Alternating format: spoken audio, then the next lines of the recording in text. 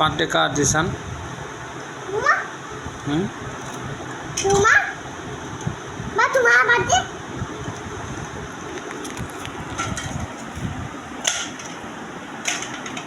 ঘেরান তো মাশাল্লাহ। ওফ, আজকের কাঁঠালটা যে মাশাল্লাহ মাশাল্লাহ কাঁঠাল। বিসমিল্লাহ। মধু মধু রসমালাই রসমালাই। সত্যি ঘেরানটাও দারুণ একেবারে মাশাল্লাহ।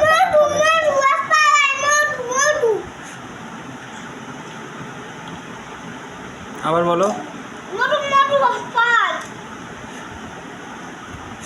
এই যে মধু মধু জিসান খাও। জিসানের খুব পছন্দের কাঁঠাল না জিসান? আচ্ছা দাঁড়াও, খেয়ে একটু স্বাদ কেমন তা বলি।